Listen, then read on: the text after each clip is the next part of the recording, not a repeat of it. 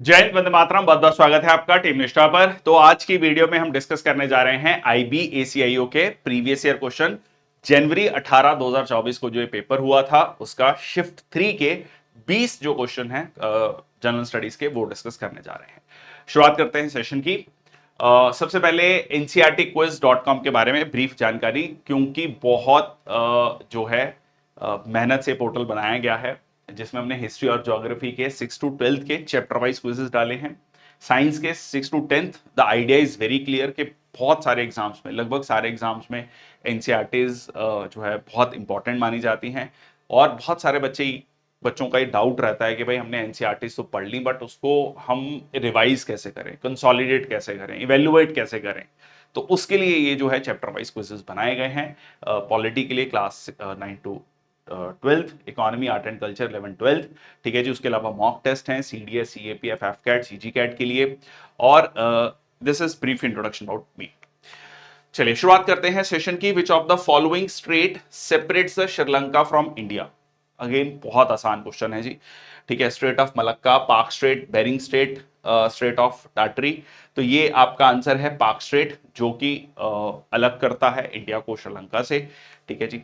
और जो आपका मलक्का स्ट्रेट है वो आपका सिंगापुर के पास में, so between Malaya peninsula and Sumatra. Bering strait जो है बहुत इंपॉर्टेंट, रशिया और अलास्का को अलग करता है। बेरिंग आइलैंड्स भी हैं आपका। ठीक है, इवन जो इंटरनेशनल डेट लाइन की हम बात करते हैं वो भी यहीं से जो है आपको पास होते हुए नजर आती है। स्टेट ऑफ टाटरी की बात करें तो रशिया का जो मेनलैंड है और जो साखलिन आइलैंड है फार ईस्ट में, रशिया के फार ईस्ट में, जहां व्लादिवोस्तक एक बहुत इंपॉर्टेंट शहर है रशिया का। और फिर वहां पर साखलिन आइलैंड के साउथ में हमें जैपनीज आइलैंड्स देखने को मिलते हैं, वो है आपका जो है स्टेट ऑफ टाटरी। ठीक है, यहां पर आप देख लीजिए पाक स्ट्रेट, ठीक है जी, पाक बे, देन आपका गल्फ ऑफ मन्नार। ठीक है, okay. RBI publishes figures for 4 alternative measures of money supply, viz. M1, M2, M3, M4. In this context, which of the following is called narrow money? किसको जो है narrow money कहा जाता है? M3, M4, M1, M2, M2, M4, M1, M3। बहुत आसान है। M1, M2 आपका narrow money है और M3 और M4 जो है आपका ब्रॉड मनी कहा जाता है। अब ये होता क्या है नैरो मनी? देखिए, नैरो मनी है जो तुरंत पैसा इकोनॉमी में है, जो सर्कुलेशन में है, या फिर तुरंत जो है वो पैसे में कन्वर्ट किया जा सकता है। ठीक है जी। जो डिपॉजिट्स हैं बैंक्स में, करेंसी है सर्कुलेशन में।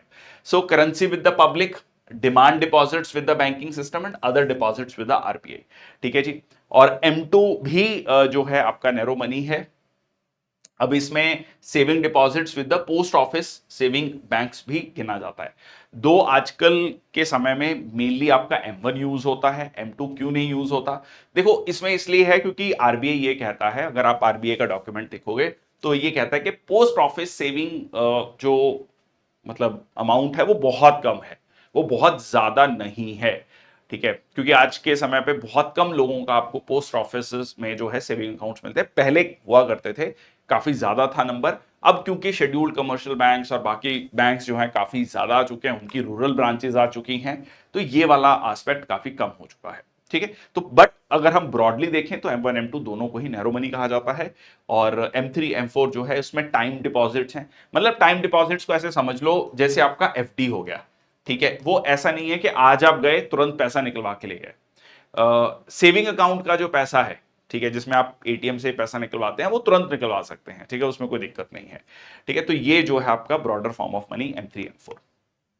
Which of the following were the part of 4 modernizations in China in 1978? देखो, 1978 में डेंग शाओपिंग जिन्होंने चाइना की इकोनॉमी को ओपन अप किया, तो उन्होंने मतलब एक बड़ी फेमस स्टेटमेंट है कि बिल्ली काली हो या सफेद, जो है काम होना चाहिए, पैसा आना चाहिए। मतलब उनका कुल मिला के ये कहने का मतलब था कि पैसा कहीं से भी आए, चाइना में पैसा आना चाहिए, इकोनॉमी को ओपन अप करना है हमें। ठीक है, तो उन्होंने एग्रीकल्चर, अच्छा ऑप्शंस रह गई। ठीक है, ऑप्शंस मैं बता देता हूं, सॉरी ये मिस हो गया। एग्रीकल्चर है, इंडस्ट्री है, ठीक है जी। ऑप्शंस साइंस एंड टेक है आपका। ठीक है जी, इसको भी ओपन अप किया गया। डेमोक्रेसी को ओपन अप नहीं किया गया। इसलिए कहा भी जाता है कि चाइना जो है ना, पॉलिटिकली अभी भी एक मोनार्की सिस्टम है या कम्युनिस्ट सिस्टम है। ठीक है, मोनार्की नहीं कहेंगे, कम्युनिस्ट सिस्टम है। वन पार्टी रूल है, बट इकोनॉमिकली वो कैपिटलिस्ट मॉडल को अपना चुका है। ठीक है, तो वो एक एक विचित्र स्थिति है उसकी। तो यहां पर उन्होंने एग्रीकल्चर को ओपन अप किया, इंडस्ट्री को, साइंस एंड टेक को, बट डेमोक्रेसी को नहीं किया। तो आंसर जो है, मतलब ऑप्शंस अगर हम देखें 1 2 3, so 4 modernisation were introduced by Deng Xiaoping in 1978 to rejuvenate China's economy, so focused on agriculture, industry, science and tech and defence. ठीक है जी, so democracy was not part of the 4 modernisations. Which of the following statement is correct about industry and trade? ठीक है, industry and trade को लेकर कौन से कथन सही है? Economist have found that poor Nations can progress if they have a good industrial sector. Economist कहते हैं कि भाई इंडस्ट्रियल सेक्टर होना चाहिए क्योंकि जॉब्स क्रिएट होती हैं। ठीक है, और एग्रीकल्चर जो है एम्प्लॉयमेंट प्रोवाइड करता है जो कि ज्यादा स्टेबल है than the employment in industry. ऐसा है क्या? लॉजिकली ऐसा नहीं है, क्योंकि हम हमेशा से यही बात कहते आए कि भाई एग्रीकल्चर जो एज अ प्रोफेशन की बात करें उसमें बहुत सारे फैक्टर्स हैं। ठीक है, सक्सेसफुल होने के लिए, और कम स्टेबल माना जाता है। सबसे पहला तो यही है इंडिया जैसे कंट्री में, खासकर डेवलपिंग कंट्रीज में, कि रेन फेड एग्रीकल्चर है बहुत जगह आज भी। ठीक है, इरिगेशन फैसिलिटीज नहीं है। फिर उसके अलावा पेस्ट इन्फेस्टेशन है, बहुत सारी चीजें हैं, लैंड साइज होल्डिंग कम है। तो एक स्टेबल प्रोफेशन के रूप में इसको नहीं देखा जाता है। तो ये आपका गलत है, ये सही है। आंसर क्या हो गया? ओनली 1। ठीक है जी, आंसर हो गया only 1। So industrialisation lead to value addition, employment and economic diversification, key drivers of development in poor nations. ठीक है जी, एग्रीकल्चर जो है सीजनल है, डिस्गाइज्ड है, और इंडस्ट्री जो है ज्यादा स्ट्रक्चर्ड है, स्टेबल एम्प्लॉयमेंट देता है। Which of the following statement are correct about general elections to the Lok Sabha? हर पार्लियामेंट्री कंस्टिट्यूएंसी जो है एक मेंबर चूज करती है। ठीक है जी, ये हम पढ़ते हैं कि जैसे 543 कॉन्स्टिट्यूएंसीज हैं तो हर कॉन्स्टिट्यूएंसी से एक मेंबर है। पर एक इंटरेस्टिंग है, एक फैक्ट शायद जो आपको नहीं पता होगा, वो ये है, prior to 1962 there were both single member and multi member constituencies. These multi member constituencies used to elect more than 1 member. ठीक है, ये पहले 2 जनरल इलेक्शंस में ऐसा हुआ है कि एक सीट से 2 लोग भी चुने गए हैं। इसका मकसद ये था कि माइनॉरिटीज, SC ST, ठीक है, disadvantage sections of the society से भी लोग चुनकर आए। पर फिर इलेक्शन कमीशन ने ये रिपोर्ट दी कि भाई ये बहुत कंफ्यूजिंग है। ठीक है, लोगों को बहुत कंफ्यूजन रहता है, तो इसलिए ये मेथड को हम नहीं फॉलो करेंगे, हम सिंगल मेंबर कॉन्स्टिट्यूएंसी ही होगा। So the first general election was held in 1951 1952, मतलब लेट 1951 और अर्ली 1952। तो फाइनल जो है सरकार बनती है 1952 में, फेब और मार्च के महीने में। अब देखेंगे, so total strength of the Lok Sabha at the time of the first general election was 543। बिल्कुल नहीं, काफी कम था, 489 के लगभग था। तो ये आपका गलत है, ये आपका सही है। ठीक है जी, ये भी सही है और ये भी सही है। तो आंसर क्या हो गया आपका? 1 2 3। ठीक है जी, तो एक स्टेटमेंट आपका गलत है, बाकी तीनों स्टेटमेंट सही है। So first general election marked the use of both single and multi-member constituencies. From 1962 onwards, India shifted entirely to single-member constituency. Statement 4 incorrect है, वो मैंने आपको बता दिया। ये आप इसको पॉज करके पढ़ सकते हैं, मैंने आपको सारी कहानी इसकी बता दी है, मोटा मोटा रीजन क्या है। ठीक है जी, द रीजन वाज, अच्छा इसके एग्जांपल देख लो, जैसे बॉम्बे नॉर्थ पार्लियामेंट्री कंस्टिट्यूएंसी था, ये 2 मेंबर कंस्टिट्यूएंसी था, वोटर्स ने 2 MPs इलेक्ट किए, 1 सीट रिजर्व फॉर SC और ST। और अहमदाबाद पार्लियामेंट्री कंस्टिट्यूएंसी 51 और 57 इलेक्शंस में ये हुआ, वहां पर दिल्ली की कुछ कंस्टिट्यूएंसीज में ये था। ठीक है जी, ओके। नेक्स्ट आपका match the following in the context of land categories under the Chola dynasty या चोला डायनेस्टी।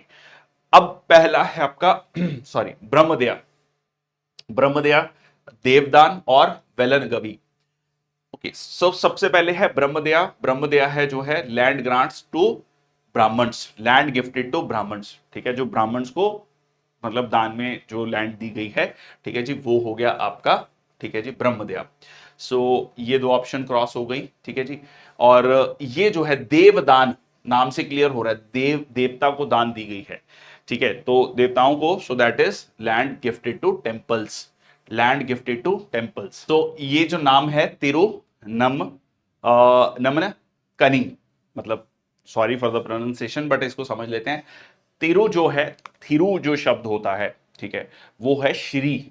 जैसे नॉर्थ में हम श्री की बात करते हैं, श्री सो एंड सो, तो श्री जो है ये हो गया। नमन नाम, भगवान का नाम बेसिकली, और कनी बेसिकली फ्रूट, बेसिकली जो कहते हैं ना भगवान का नाम लेने से जो आपको फल मिलता है, ठीक है। सो ये हो गया। और वेलन जो शब्द है, एक आपका यूपीएससी एग्जाम में पूछा भी गया था, वेललार, वेललार, ये होता है किसान, ठीक है, किसान। तो वेलन गई लैंड टू नॉन ब्राह्मण पीजेंट प्रोपराइटर्स, तो ये 2 हो गया। और देवों को दान दिया गया, so land gifted to temples, 312। तो आंसर क्या हो गया आपका 312। देखो मेरा आइडिया ये रहता है कि ना ये जो शब्द हैं, ये जो टर्मिनोलॉजीज वाले जो क्वेश्चंस आते हैं, कोशिश करनी चाहिए कि इसका रूट फॉर्मेशन समझ लें हम। जब हम अगर रूट फॉर्मेशन समझ लेंगे तो वो वर्ड रट्टा नहीं मारना पड़ेगा, समझ आ जाएगा, तो थोड़ा लॉन्ग टर्म मेमोरी में रहेगा। अगर पेपर में कुछ पूछेगा तो हम रिलेट करके उसको आंसर कर सकते हैं, ठीक है। एग्जैक्ट क्वेश्चन ना भी पूछे, कुछ और भी पूछेगा तो याद आ जाएगा कि अच्छा हाँ ये हमने कुछ पढ़ा था इससे रिलेटेड। चलिए ठीक है। नेक्स्ट आपका विच of the following committees was were set up by the government for local bodies in India, ठीक है। लोकल बॉडीज को लेकर कौन कौन सी जो है बॉडीज, सो बलवंत राय मेहता कमेटी, अशोक मेहता कमेटी, ठीक है जी। खुसरो कमेटी नहीं थी, तो आंसर क्या आ गया 1 और 2। तो खुसरो कमेटी किससे रिलेटेड थी, रिसोर्स मोबिलाइजेशन इन एग्रीकल्चर, ठीक है, रिसोर्स मोबिलाइजेशन इन एग्रीकल्चर। और Balwant Rai Mehta committee, Ashok Mehta committee. Consider the following statements regarding the Jainism, ठीक है जी। So 24th tirthankars were responsible for the origin and development of Jain religion and philosophy, बिल्कुल जी। 24 तीर्थंकर हुए, ठीक है, टोटल, और उन्होंने ही over the period of time Jainism की फिलॉसफी और कह लीजिए रिलीजन को डेवलप किया। Jain do not believe in the Vedas but admit the existence of soul, yes. Buddhism और जैनिज्म में खास पॉइंट यही है जो डिफरेंशिएट करता है हिंदुइज्म से, कि वो जो है वेदों में बिलीव नहीं करते हैं, और जो है वो, बट हाँ एक सोल के एग्जिस्टेंस को मानते हैं जैनिज्म के केस में। पर जो आपका बुद्धिज्म के केस में ये भी नहीं है, ठीक है। ये हमने लास्ट सेशन में डिस्कस भी किया था, ठीक है। तो ये आपका सही हो गया, एंड ये भी आपका सही है। 22nd तीर्थंकर was Parshvanath, followers of Parshvanath वोर अ व्हाइट गारमेंट। तो सबसे पहले तो पार्श्वनाथ जो हैं वो 22वें तीर्थंकर नहीं थे, वो 23वें तीर्थंकर थे, ठीक है। तो ये आपका पॉइंट गलत हो गया, ठीक है जी। 24th तीर्थंकर वॉज वर्धमान महावीर, ये बिल्कुल ठीक है। आंसर हो गया आपका 124, ठीक है जी। आंसर हो गया आपका 124। Which of the following rivers rise from the eastern Ghats, Hemavati, Nagavali, Malaprabha, Vamsadhara, ठीक है जी। कौन कौन सी नदियां जो है ईस्टर्न घाट से राइज मतलब आती हैं, ठीक है जी। तो यहां पर आंसर है आपका 2 और 4, ठीक है, 2 और 4, नागवली एंड वंशधारा। थोड़ा सा टफ क्वेश्चन है ये, मैं आपको इसकी पूरी लिस्ट भी दिखा देता हूं।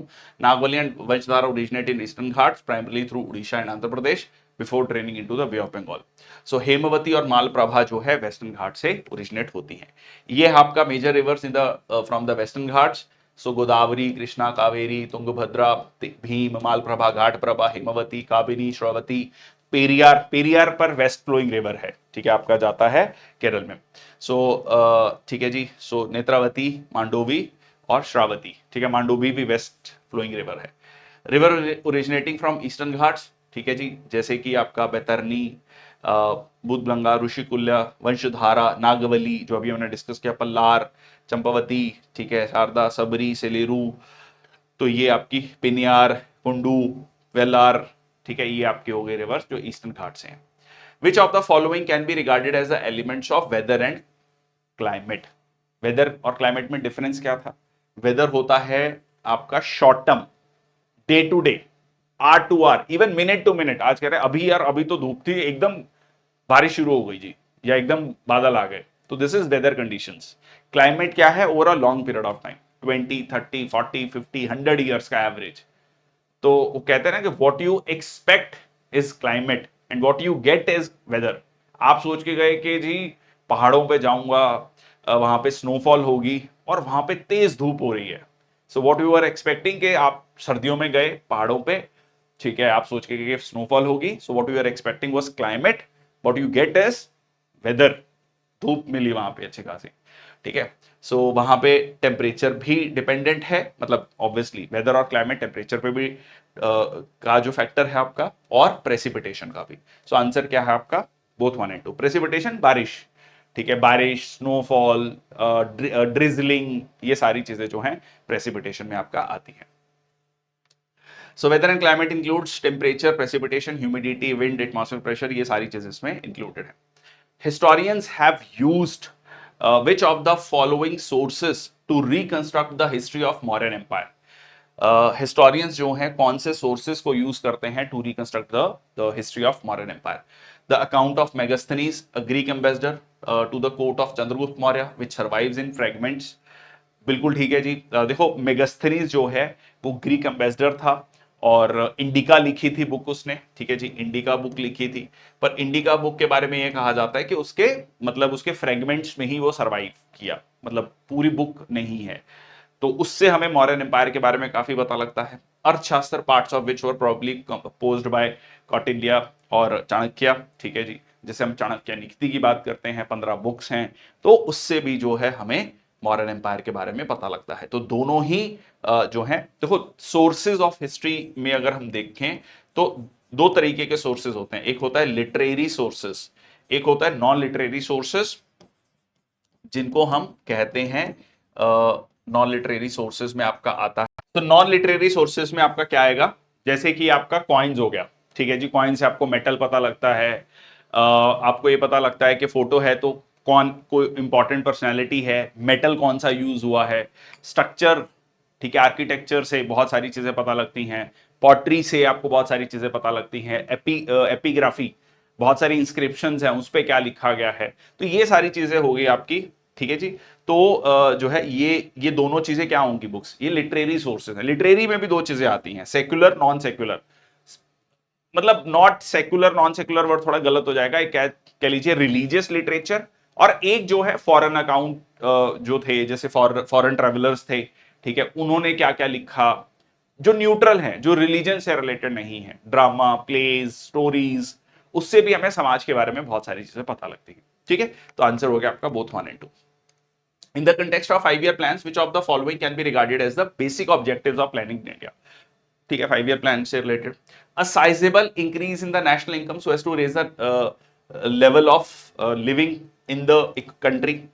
लॉजिकल है, मतलब अल्टीमेटली इकोनॉमी, अर्थव्यवस्था किस लिए चल रही है, लोगों की इनकम बढ़े, ठीक है, एक जीवन स्तर बढ़े, ठीक है जी, बिल्कुल ठीक, आर्थिक स्तर बढ़े, reduction of inequalities in income and wealth and more, even more distribution of economic power, और जो इनइक्वालिटीज हैं उनमें कमी आए, ठीक है। Article 39 B and C constitution का क्या कहता है, ये कहता है ना कि भाई रिसोर्सेज का डिस्ट्रीब्यूशन इस तरीके से हो कि ज्यादा से ज्यादा लोगों का भला हो और गैप जो है between the rich and the poor वो कम हो, ठीक है, दैट इज द आइडिया। तो दोनों ही स्टेटमेंट जो है यहां पर क्या होगी आपकी, सही होगी, ठीक है जी। Okay, which of the following statement is correct about the Ellora caves? Ellora caves को लेकर कौन से कथन सही हैं? करेक्ट पूछा है। एलोरा केव consist only 24 monasteries, temples extending over more than 2 kilometer. It illustrates a spirit of tolerance that was characteristics of ancient India. अब ये क्यों लिखा है स्पिरिट ऑफ टॉलरेंस? क्योंकि यहां पर आपको हिंदुइज्म, जैनिज्म, बुद्धिज्म, ठीक है, सबसे रिलेटेड जो है मोनेस्ट्रीज मिलती हैं। तो ये बिल्कुल ठीक है, ये गलत है क्योंकि यहां पर 24 नहीं 34 हैं। तो आंसर क्या होगा, only 2। 34 caves, they represent Buddhist, Hindu and Jain monuments. Coexistence of monuments from 3 religions at one side reflect the spirit of religious tolerance.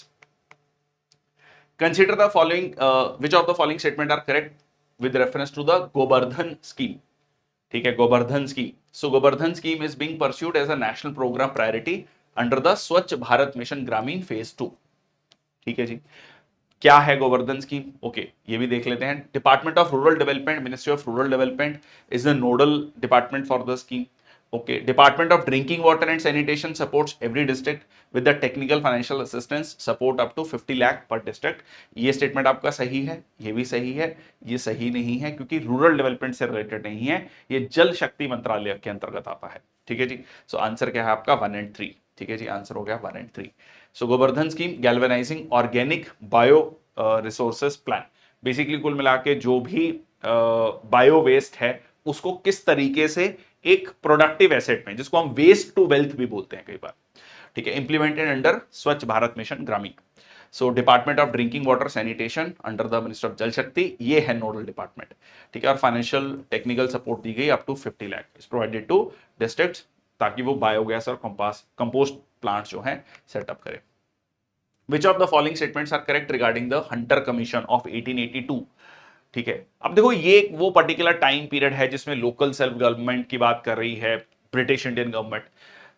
तो वो उनका सिंपल सा कारण ये था कि भाई कहीं ना कहीं जो इंडियन एक जो एलीट क्लास है, मिडिल क्लास है, जो एक नई कह लीजिए working class, middle class develop हो रही है, वो क्वेश्चन कर रही है कि एजुकेशन में कितना इन्वेस्ट किया, हेल्थ में, मीडिया है, वर्नाकुलर मीडिया है, तो वो रिस्पॉन्सिबिलिटी डालना चाहते हैं कहां पर, सीधा सीधा डिसेंट्रलाइज्ड लेवल पर, ठीक है। अब देखते हैं क्या है।